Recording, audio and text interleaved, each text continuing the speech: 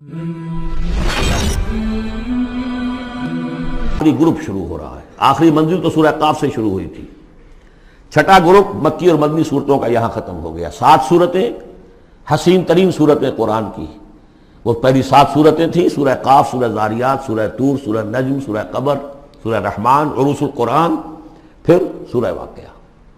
پھر یہ 10 صورتیں آ گئیں: سورہ حدید، سورہ مجادلہ، سورہ حشر، سورہ ممتحنہ، سورہ صف، سورہ جمعہ، سورہ منافقون، سورہ تغابن، سورہ طلاق، سورہ تحریم. اب پھر یہ مکی قرآن مجید یہ آخری گروپ ہے.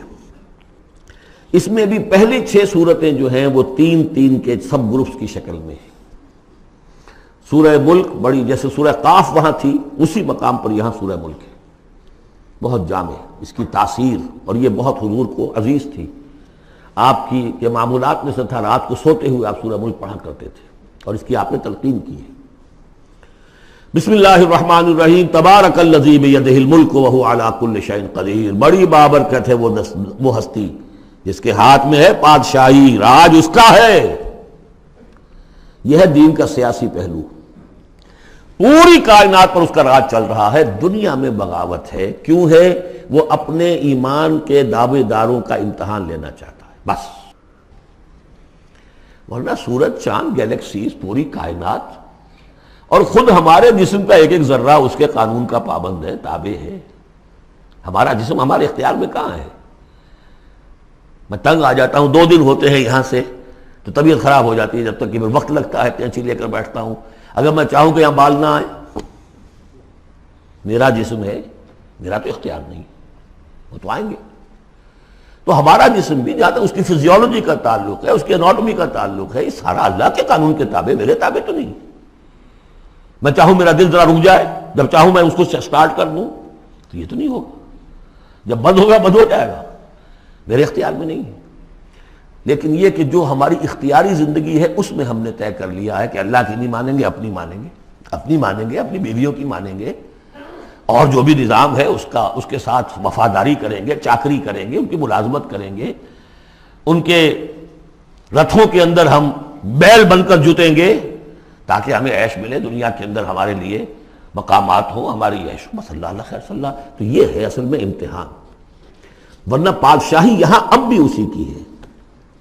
یہ صرف ہلدی کی گانٹھ ہے جسے لے کر ہم پنساری بن کر بیٹھ گئے. میری مرضی، میرا خیال، میرا نظریہ یہ ہے. اور ہمارے نزدیک جو ہے طریقتکم المثلی، ہمارے جو کلچر ہے، مثالی نظام جو ہم نے بنایا ہے، ہمیں اس کی حفاظت کرنی ہے. تبارک الذی بیدہ الملک وہو علی کل شیء قدیر. وہ ہر چیز پر قادر ہے. الذی خلق الموت والحیاۃ لیبلوکم ایکم احسن عملا. اب دیکھیے، ہم نے حیات انسانی کا جو اب تک سمجھا ہے، جس کو کہ عمر نے، جو کہ بہت بڑا شاعر ہے، اس نے اپنی بیوی سے خطاب کر کے کہا ہے: حیات ثم موت ثم بعث حدیث و خرافات یا ام عمری.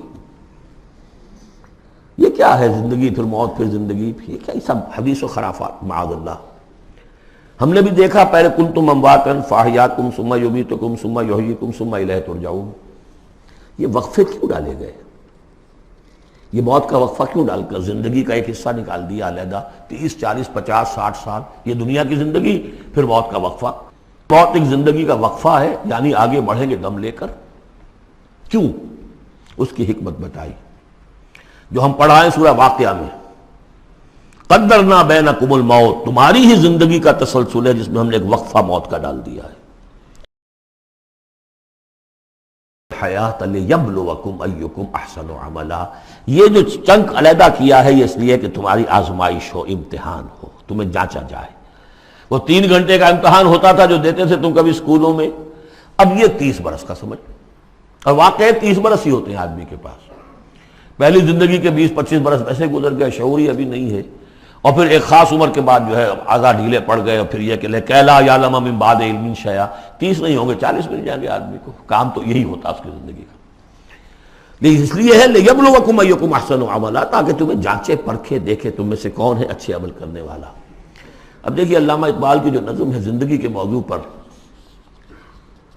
واقعہ یہ ہے کہ بہت چوٹی کی چیز ہے، بہت عمدہ چیز. تو اسے پیمانہ امروز فردا سے نہ ناپ، جاویداں پہم دواں ہر دم جواں ہے زندگی۔ قلزم ہستی سے تو ابھرا ہے مانند حباب، جیسے سمندر میں ایک بلبلا سا ہوتا ہے، کتنی زندگی ہوتی ہے بلبلے کی۔ قلزم ہستی سے تو ابھرا ہے مانند حباب، اس زیاں خانے میں تیرا امتحان ہے زندگی۔ خلق الموت والحیات لیبلوکم ایکم احسن عملا، ہے کبھی جاں اور کبھی تسلیم جاں ہے زندگی۔ کبھی زندگی جان سے مترادف ہے، عبارت ہے، کبھی جان دینا اصل زندگی ہے۔ وَلَا تَقُولُوا لِمَنْ يُقْتَلُ فِي سَبِيلِ اللَّهِ أَمْوَاتٌ بَلْ أَحْيَاءٌ وَلَٰكِنْ لَا تَشْعُرُونَ، ہے کبھی جان اور کبھی تسلیم جاں ہے زندگی۔ اصل زندگی جو ہے وہ جان دے دینے سے حاصل ہوگی۔ الذی خلق سبع سماوات طباقا، وہ اللہ کی جس نے بنائے 7 آسمان ایک دوسرے کے اوپر۔ آیات متشابہات میں سے ہے۔ ما تری فی خلق الرحمن من تفاوت، تم نہیں دیکھ پاؤ گے اللہ کی تخلیق میں کہیں کوئی فرق۔ اتنا محکم نظام ہے، اتنا محکم نظام۔ کیا کسی سائنسدان نے آج تک یہ بھی کہا کہ تخلیق میں یہاں نقص ہے؟ کسی نے کہا؟ زوالوجی کی فیلڈ میں یا باٹنی کی فیلڈ میں یا کسی اور فیلڈ میں، جیولوجی کی فیلڈ میں، ایسٹرونومی کی، کسی نے کہا ہے؟ ما تری فی خلق الرحمن من تفاوت فارجع البصر هل تری من فطور، پھر ذرا دوبارہ لوٹا لو اپنی نگاہ، دیکھ لو، ہر میدان میں دیکھ لو، کہیں تمہیں کوئی رکھنا نظر آتا ہے؟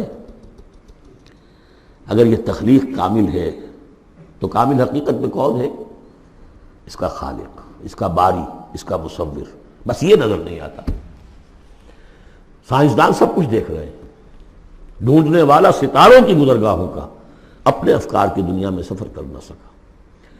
بڑے بڑے صاحب بصیرت و بڑے بڑے عقل مند اپنی ناک تلے کے پتھر سے ٹھوکر کھاتے ہیں، دیکھ رہے ہیں ٹیلیسکوپ سے ٹھوکر کھا رہے ہیں وہاں جو سامنے پتھر پڑا ہوا ہے اس سے۔ یہ ہو رہا ہے آج ہمارے ساتھ۔ سپر جیل کا بسرا کر رہے ہیں، پھر لوٹاؤ ذرا اپنی نگاہ کو 2 مرتبہ اور۔ ینقلب الیک البصر خاسئا وہو حسیر، تمہاری نگاہ تھک ہار کر لوٹ آئے گی، تمہیں ہماری تخلیق میں کہیں کوئی رکھنا، کوئی دراڑ نظر نہیں آئے گی۔ وَلَقَدْ زَيَّنَّا السَّمَاءَ الدُّنْيَا بِمَصَابِيحَ وَجَعَلْنَاهَا رُجُومًا لِلشَّيَاطِينَ وَأَعْتَدْنَا لَهُمْ عَذَابَ السَّعِيرِ،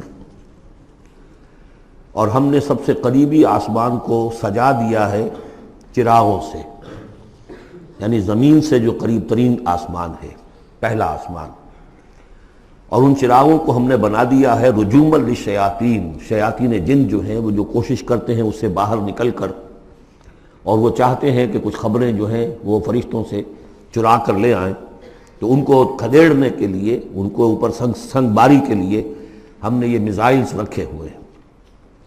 وَأَعْتَدْنَا لَهُمْ عَذَابَ السَّعِيرِ، اور ان کے لیے ہم نے تیار کر رکھا ہے جلا دینے والا عذاب۔ وَلِلَّذِينَ كَفَرُوا بِرَبِّهِمْ، اور جو لوگ اللہ کا، اپنے رب کا کفر کریں، چاہے وہ انسان ہو چاہے جنات ہوں، ان کے لیے ہے عذاب جہنم، جہنم کا عذاب، وبئس المصیر، اور وہ بہت ہی برا ٹھکانہ ہے۔ اذا القوا فیہا سمعوا لہا شہیقا وہی تفور، جب وہ اس میں جھونکے جائیں گے تو سنیں گے کہ وہ دھاڑ رہی ہوگی، اچھل کود رہی ہوگی، اس کا جوش و خروش ہوگا، جو سورہ قاف میں ہم نے پڑھا تھا کہ ہم اس سے پوچھیں گے هل امتلأت وتقول هل من مزید، وہ اور چاہے گی۔ جیسے کوئی بھوکا بھیڑیا ہو یا بھوکا شیر ہو اور اس کے آگے کوئی شکار ڈالا جائے تو جس طریقے سے وہ اس پر غرا کر آئے گا، تکاد تمیز من الغیظ، قریب ہوگا کہ وہ اپنے غصے سے پھٹ جائے۔ کلما القی فیہا فوج، جب کبھی بھی اس میں ایک فوج ڈالی جائے گی، یعنی یہ کہ ایک قوم کے بعد دوسری، دوسری کے بعد تیسری، وہ تو ہو رہا ہے، وہم یوزعون، ان کے درجہ بندی کی جائے گی، قوموں کا علیحدہ علیحدہ حساب ہوگا۔ سألہم خزنتہا، تو جو جہنم کے داروغہ ہیں وہ ان سے کہیں گے الم یاتکم نذیر، کیا آپ کے پاس کوئی خبردار کرنے والے نہیں آیا؟ قالوا بلا، وہ کہیں گے آیا تھا، کیوں نہیں؟ قد جاءنا نذیر، ہمارے پاس خبردار کرنے والا آیا، فکذبنا، ہم نے انہیں جھٹلا دیا تھا۔ وقلنا ما نزل اللہ من شیء، اور ہم نے کہا کوئی شے نہیں اتاری اللہ نے، یہ تم خام خواہ کہہ رہے ہو کہ تم پر کوئی قرآن اترا ہے یا تورات اتری ہے۔ ان انتم الا فی ضلال کبیر، ہم نے اس سے بھی بڑھ کر کہا کہ تم تو خود کسی گمراہی میں ہو، کھلی گمراہی میں مبتلا ہو گئے ہو، تمہیں کوئی آسیب آ گیا ہے یا کچھ اور ہو گیا ہے۔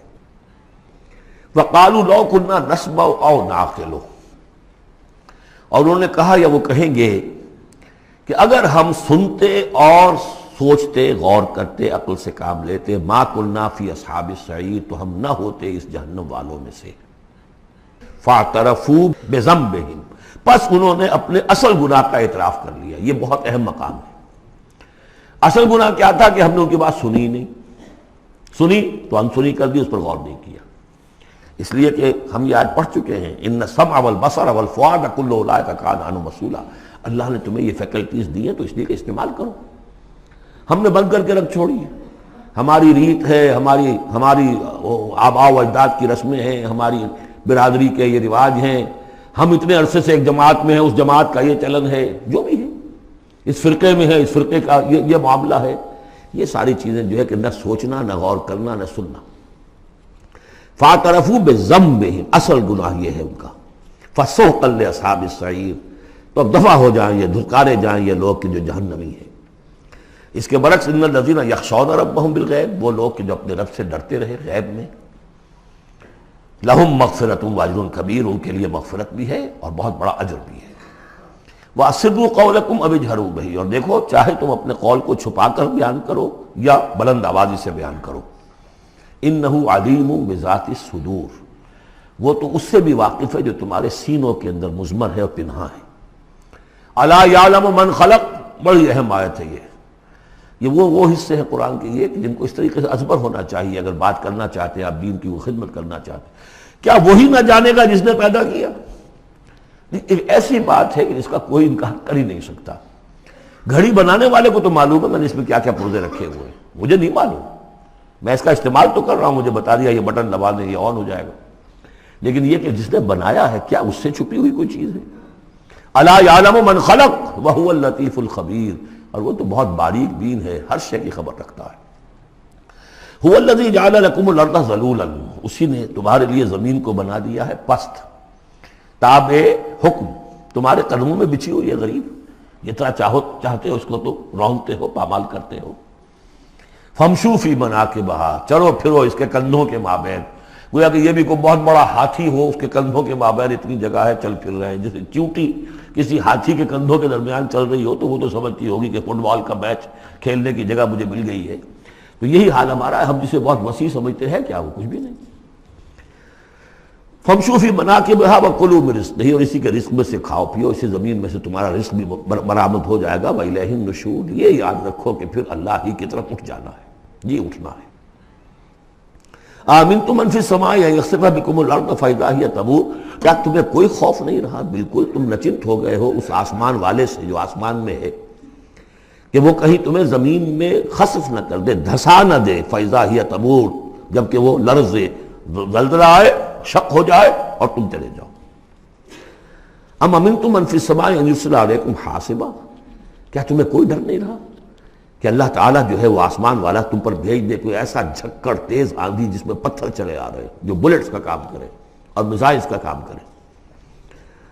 فَسَتَعْلَمُونَ كَيْفَ نَذِيرٌ، پھر تمہیں معلوم ہو جائے گا کہ میرا خبردار کرنا کیسا تھا، کیا اس کا نتیجہ تھا۔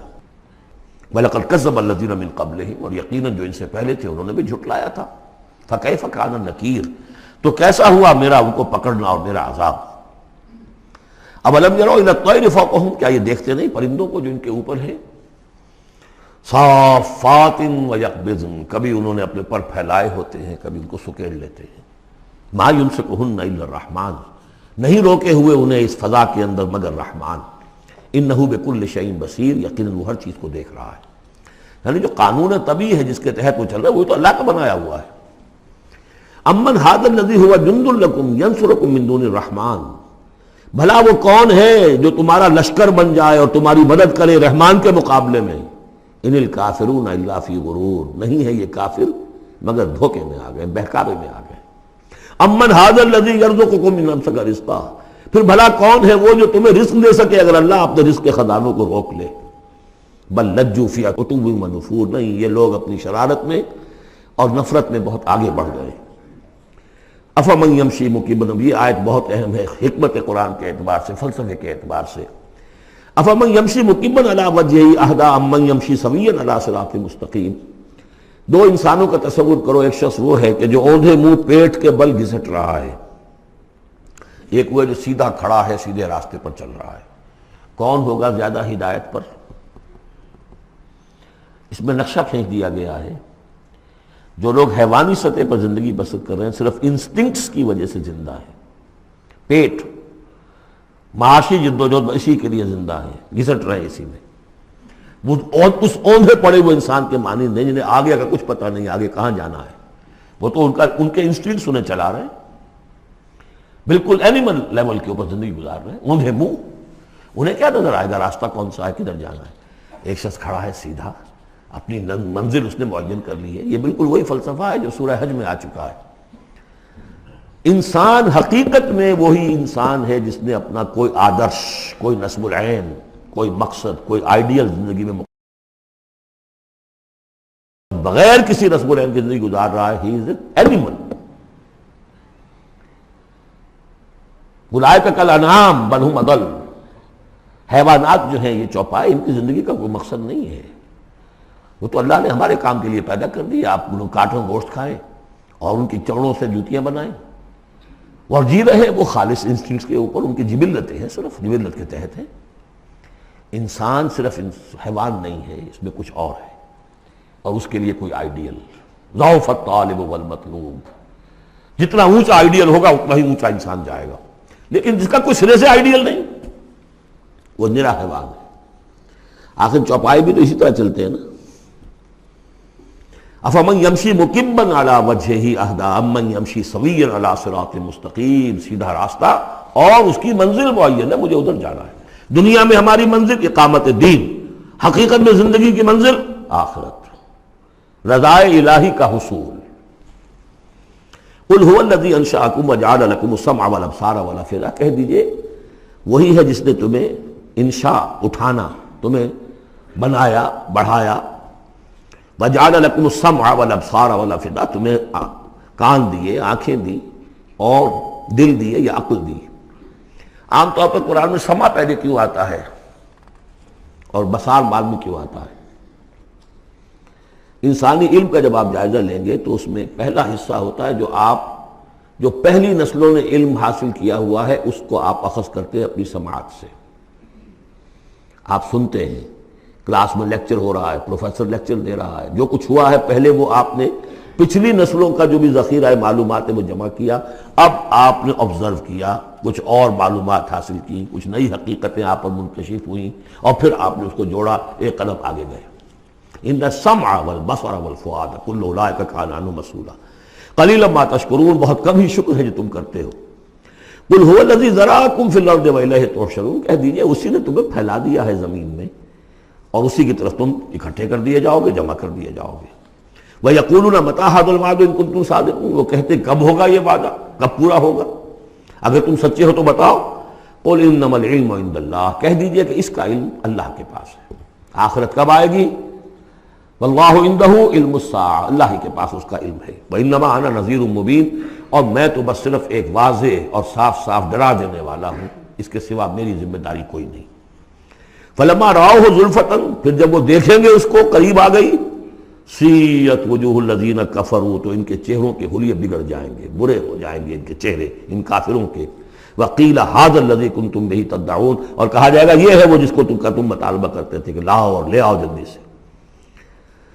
قل ارأیتم ان اہلکنی اللہ ومن معی او رحمنا فمن یجیر الکافرین من عذاب الیم، اے نبی ان سے کہیے دیکھو اگر مجھے میرا اللہ ہلاک کر دے یا اور جو میرے ساتھ ہیں ان سب کو بھی ہلاک کر دے، یا اللہ تعالی ہم پر رحم فرمائے، سوال یہ ہے کہ تمہیں کون بچائے گا، کافروں کو کون بچائے گا عذاب علیم سے؟